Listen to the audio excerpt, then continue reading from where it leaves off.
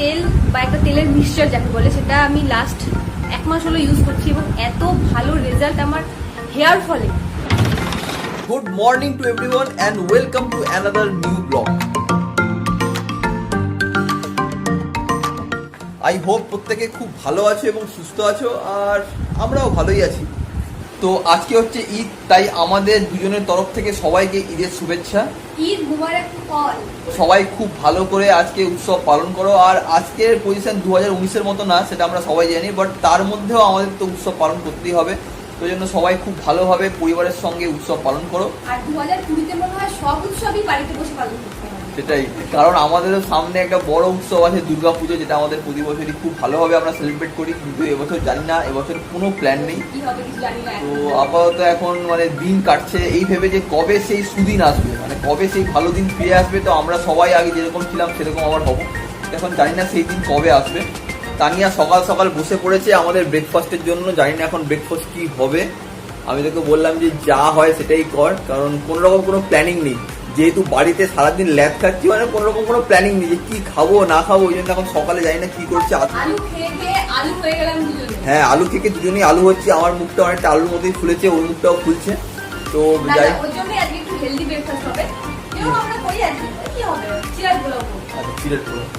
আমাদের মাঝখানে মানে কয়েকদিন আগে খুব ভালো চাউমিন খাওয়া হচ্ছিল, মানে রাত্রিবেলা হঠাৎ করে খেয়ে নিচ্ছিলাম, মাঝে মাঝে সকালেও খাচ্ছিলাম।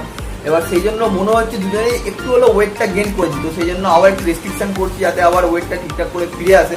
আর আজকে আমার ইচ্ছা ছিল একটু সিমাইয়ের পায়েস খাওয়ার জন্য, কিন্তু সেটা ও কোনোদিনও করে না, কারণ ও সিমাইয়ের পায়েস একদমই পছন্দ করে না। আর অ্যাকচুয়ালি ছোটবেলা থেকে আমাদের বাড়িতে পায়েস মানে আমি জানতাম সিমাইয়ের পায়েস, আর চালের পায়েসটা তো শুধুমাত্র জন্মদিন, মানে জন্মদিন সেলিব্রেশন হলে তখনই আমার মা আমার জন্য পায়েস বানাতো, এবং সেটা চালের পায়েস। কিন্তু ও আবার ছোটবেলা থেকে পায়েস মানেই ভাবতো চালের পায়েস, সিমাইয়ের পায়েস কোনোদিনও খাইনি। যাই হোক, তো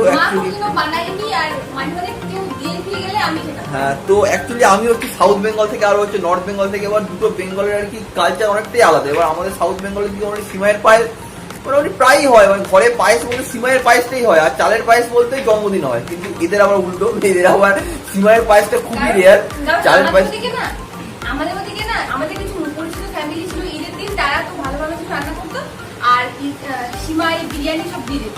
তো সেই অনুযায়ী বিরিয়ানিটা খেয়ে নিতাম, কিন্তু সিমাই পর্যন্ত খাওয়া হবে আর বাড়িতে কোনো হতো না। আজকাল কি বিরিয়ানি হবে?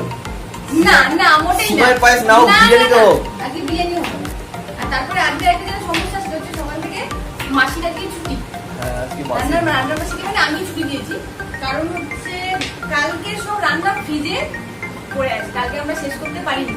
তো এরকম করে কি হয়, রান্নার মাসি রান্না করে দেয়, সেটা আমাদেরকে বাসি করে খেতে হয়। এরকম আমাদের প্রায় হয়। অ্যাকচুয়ালি আমরা দুজন মানুষ, তো ওই জন্য যাই রান্না করে কিছু না কিছু রয়ে যায় ফ্রিজে, এবং তারপরের দিন আর কি সেগুলো খাই। তো এই করে করে কি হয়, এই করে করে আর সবকিছু আর খাওয়া হয় না। তো এই জন্য আজকে ফ্রিজে আছে যে আইটেমটা কালকে হয়েছিল, সেটা অ্যাকচুয়ালি মানে খুবই কম খাওয়া হয়েছে, অনেকটাই আছে। তো সেই রান্নার মাসিকে ছুটি দেওয়া হয়েছে, আর আমার একটু রান্না বান্না করা হবে। ব্লগ হবে বলে হয়তো তানিয়া আজকে রান্নার মাসিকে ছুটি দিয়েছে। কি কথা, মানে আমি রান্না বান্না করতে পারি না, মানে ব্লগের দিন আমাকে রান্না করতে হবে। না না, ও রান্নাটা খুব ভালো করতে পারে।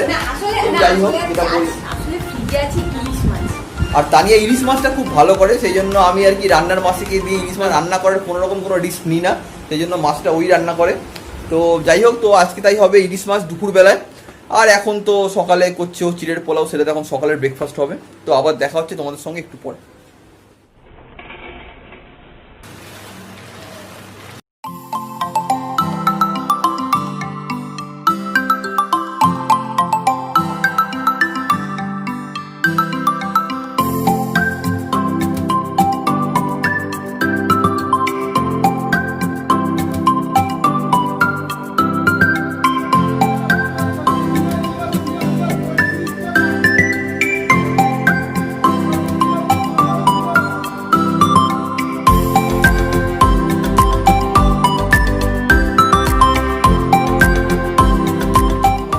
ব্রেকফাস্ট রেডি, সেটা হচ্ছে চিড়ের পোলাও।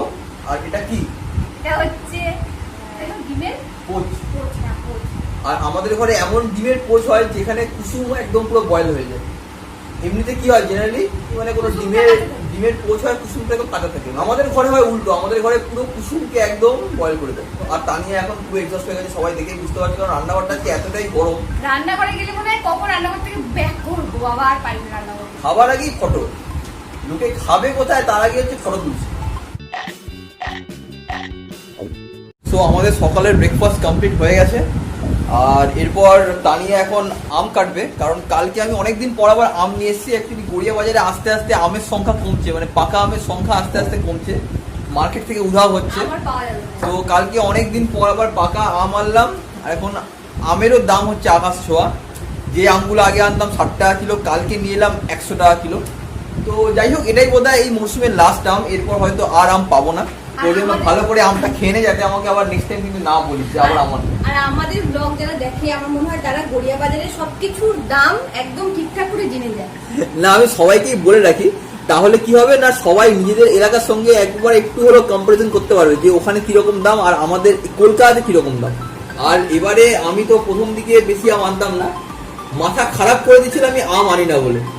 বাপরে, মানে কি রকম অবস্থা, ঘরে এনে আম আনিস না, তারপর থেকে এত আম নিয়ে এসছি, ও অবস্থা খারাপ হয়ে যাবে, মানে ওকে আম খাইয়ে খাইয়ে ওর আমি অবস্থা খারাপ করে দিই। প্রচুর আম খেয়েছি, প্রচুর, মানে মাঝে এমন আম এনেছিল যে নষ্ট হয়েছে, মানে এত আম একসঙ্গে এনেছে খাওয়া হয়নি, এরকম একটা আম নষ্ট হয়েছে। কত আম খাবি খা, তোকে আমি আম এনে ভরিয়ে দেবো ঘরে। তো আজকে চিড়ের পোলাওটা একটু অন্যরকম খেলাম, কারণ এমনি দিনে ও হলুদ দেয়, আজকে হলুদ দেয়নি বলে একটু সাদা টাইপের হয়েছিল, সাউথ ইন্ডিয়ান ফ্লেভার। তো যাই হোক, খেতে খুব টেস্টি হয়েছে। আর সকলে তো দেখলে ও ডিমের পোচ কিরকম করে, প্লিজ কেউ কিন্তু বাড়িতে ট্রাই করো না, ওটাকে ডিমের পোচ বলে না, আরে ওটা আমার স্টাইলে ডিমের পোচ। ওটাতে পেঁয়াজ না ছাড়া বাকি কোথায় ডিমের অমলেট। আর কালকে কি খাওয়ালো সেটা বল। কাল রাতে একটা দারুণ ডিনার করেছি। ও হ্যাঁ, কালকে রাতে একটা খুব ভালো ডিনার ও করেছিল, সেটা হচ্ছে ডালিয়া। মানে ডালিয়া তো নর্মালি সবাই খাও। কি করেছিলাম, ডালিয়ার খিচুড়ি। মানে আমরা নর্মালি ডালিয়া দিয়ে যেরকম করে উপমা করে না, সেরকমই করে ডালিয়ার একটা কি বলে তাহলে সবজির মতো করে খেতাম। তো কালকে আমি একটু মুগ ডাল দিয়ে খিচুড়ি করেছিলাম, তো জাস্ট অসাম হয়েছিল খেতে। আর সবজি বলতে ছিল এই কয়েকটা বিনস, গাজর তো ছিল না, আলু দিয়েছিলাম, ক্যাপসিকাম ছিল আর বিট ছিল, আর ওই ডালিয়ার মধ্যেও দিয়েছে ঝিঙে সেদ্ধ। মানে ঝিঙে কিরকম লেভেলের ঝিঙে ও প্রেমী, ডালিয়ার মধ্যে দিয়েছে ঝিঙে সেদ্ধ, এত বড় বড় ঝিঙে দিয়ে ঝিঙে সেদ্ধ দিয়েছে। ডালিয়ার মধ্যে দেয়নি তো, ওটা আলাদা করে দিয়েছি, ও বুঝতেই পারেনি। ডালিয়াতে দেয়নি, কিন্তু আমি জানি ঝিঙা দেখে ও চিৎকার করবে, ওর জন্য আমি আলাদা করে বাটিতে ঝিঙা সেদ্ধ করে দিয়েছি। তো ডালিয়াটা যখন হয়ে গেল, ঝিঙাটাকে উপরে নিয়ে ওরা শুনছি। যাই হোক, ঝিঙে, আরে ঝিঙে এক তো করেছিস, হ্যাঁ ডালিয়ার মধ্যে ঝিঙে দিয়ে খাচ্ছি, এবং খুব ভালো লাগলো। এখন যে আমগুলো পাওয়া যায় এগুলো সবই মানে কার্বাইড দিয়ে পাকানো, দেখো পুরোটা মানে একদমই পাকেনি, যেরকম আম হয় না অ্যাকচুয়ালি একদম পুরো হলুদ টাইপের, সেরকম হয়ে যাচ্ছে। এই পাশটা মাঝখানটা আর সাইডটা দেখো কিরকম কালার। কালকে যেটা কেটেছিলাম সেটা মাঝখানটা হচ্ছে পুরো মানে গদগদা, মানে বেরিয়ে আসছে, এতটাই পাকা। এসব জিনিস খেয়ে কদিনই বার বাঁচবো। আমরা যেরকম ফার্স্টেই বললাম ব্লগে যে আমাদের দুজনেরই মনে হচ্ছে আলু হচ্ছে এবং ওয়েটটা বাড়ছে, তো তাই জন্য আজকে ভাবছি একটু ওয়েটটা চেক করবো, কারণ ওয়েটটা একটু চেক করা উচিত। যদি ওয়েটটা বেড়ে যায় তাহলে সেই মতো করে আবার ডায়েট প্ল্যান করে আবার আগাতে হবে। মাঝখানে আমার ওয়েট হয়েছিল প্রায় 83 কেজি মতন, তারপর এমন ডায়েট করেছি আমি 2 মাসে আমি প্রায় ওয়েট কমেছি 7 থেকে 8 কেজি 2 মাসে, মানে সেরকমই আমার ডায়েট ছিল। যদি ব্লগ হতো না পুরো সেই হয় না চ্যালেঞ্জ চেঞ্জ, 2 মাসে কত কেজি কমিয়েছে ওটা হয়ে যায়। আগে আর কি দেখতাম সব ইন্টারনেটে যে 2 মাসে অনেক কিছু ওয়েট লস করা যায়, কিন্তু সেটা ভাবতাম যে সেটা হয়তো পসিবল না, বাট আমি সেটা আমার নিজের উপর ইমপ্লিমেন্ট করে দেখেছি যে ইয়েস ইট ইজ পসিবল।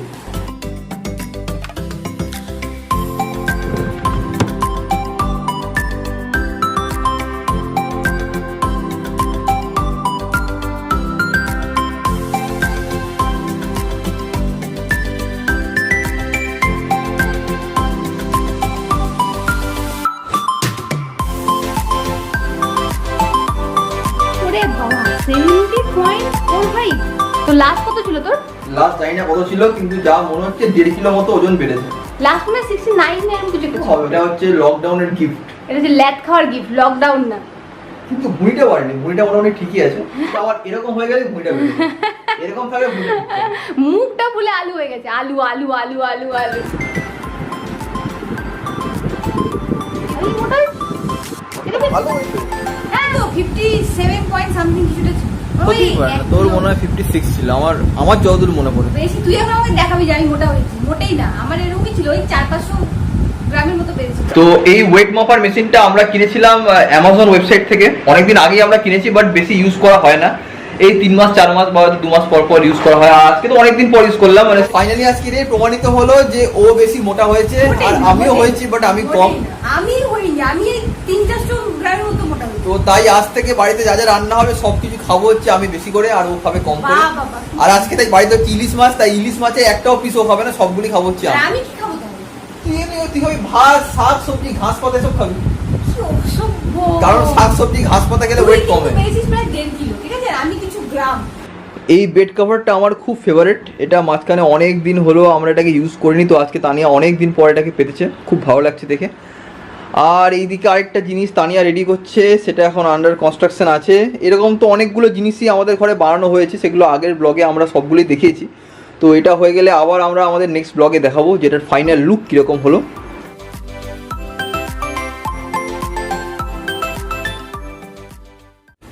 তো ব্যালকনির পরে আমার বাড়ির আমার একটা খুব প্রিয় জায়গা হচ্ছে এই জায়গাটা, মানে এখানে মাঝে মাঝে আমি রান্না বান্না করে বা যে কোনো কাজ করে এসে এখানে একটু বসে পড়ি, বসে আকাশ দেখি। বাইরের ভিউটা আমার খুব ভালো লাগে, এখান থেকে দেখতেই পাচ্ছ কি সুন্দর। তো এটা মাঝে মাঝে হচ্ছে টাইম পাসের জায়গা। আর সারাদিন প্লেন দেখে, কটা প্লেন গেল, কটা প্লেন কলকাতা এলো, সারাদিন এসব দেখে আমার খুব ভালো লাগে, কেমন যেন লাগে, মানে আমি সেই ফিলিংটা বলতে পারবো না। মনে হয় যেন যদি মানে প্লেনে চড়তে ভয় লাগে, কিন্তু এখান থেকে দেখতে মনে হয় যদি থাকতাম বেশ সুন্দর, নিচটা দেখতাম। কিন্তু নর্মালি আমার একদম ভালো লাগে না, প্লেনে ওঠার পরে খুব একটা ভমিটিং ফিল হয়। তো আর ওইসব আলোচনা করে লাভ নেই, যাই এবার রান্নাঘরে যাই। তো আজকে করব ইলিশ ভাপা। এর আগের দিন করেছিলাম ইলিশ মাছটাকে ভেজেছিলাম, কিন্তু আজকে ইলিশ মাছ ভাজবো না, ইয়ে করে রেখেছি, একটু সর্ষে আর পোস্ত একটু মিক্সিতে করে নিয়ে ইলিশ মাছটাকে বসিয়ে দেবো।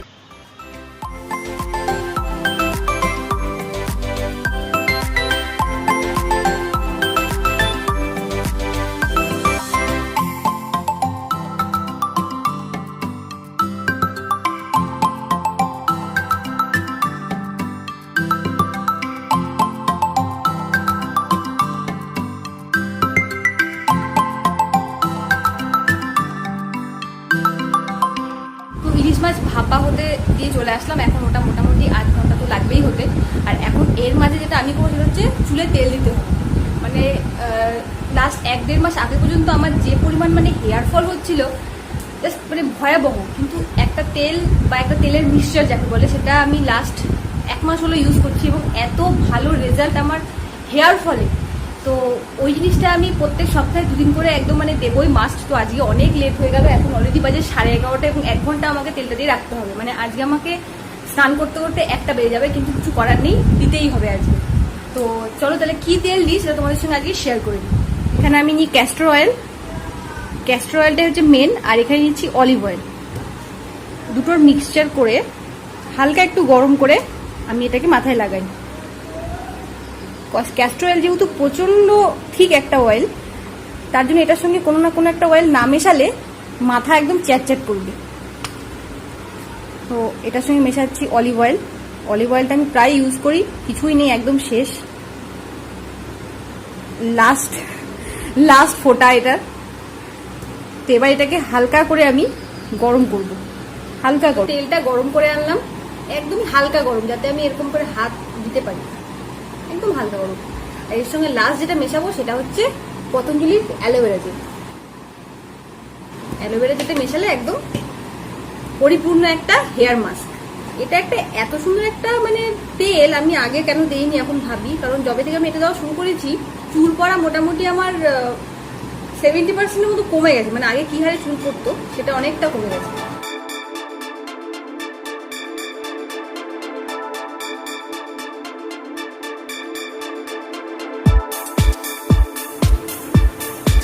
ইলিশ ভাপা অলমোস্ট রেডি। বেশি ঝোল করবো না, একদম হালকা ঝোল করবো, আরেকটু কমবে ঝোলটা, আরেকটু কমবে, বাট অলমোস্ট রেডি। তো আমার ইলিশ মাছ রান্নাও কমপ্লিট, আর আমার মাথায় তেল দেওয়া কমপ্লিট। দেখতেই পাচ্ছ পুরো মুখ চোখ চুল সব তেলে চ্যাটচ্যাট করছে। আর ক্যাস্টর অয়েলটা এমনই চ্যাটচ্যাটে একটা ব্যাপার, মানে যেখানে লাগবে একদম পুরো মানে আঠার মতো লেগে থাকে। তো যাই হোক, সবকিছু হয়ে গেছে, রান্না বান্না কমপ্লিট। এবার আমি যাবো স্নানে, আর আজকে স্নানে যেতে অনেক দেরি হয়ে যাবে, কারণ আমাকে আরো প্রায় 8 ঘন্টা বসে থাকতে হবে এই তেল মাথায় নিয়ে। আর হচ্ছে সৌমিক এখন আর মনে হয় না ক্যামেরার সামনে আসবে, কারণ এত গরম, ও গেঞ্জি টেঞ্জি খুললে কাজ করতে বসে গেছে অফিসে, ও মনে হয় না আর আসবে। আজকের ব্লগটা আমাকেই শেষ করতে হবে। আর আজকের ব্লগটা কেমন লাগলো সেটা কিন্তু আমাদের কমেন্ট করে অবশ্যই জানাবে। আর সবাইকে আরেকবার ঈদ মুবারক। আজকে আর ব্লগটা কন্টিনিউ করছি না, মানে প্রচন্ড গরম লাগছে, আমি প্রচন্ড এক্সস্ট হয়ে গেছি।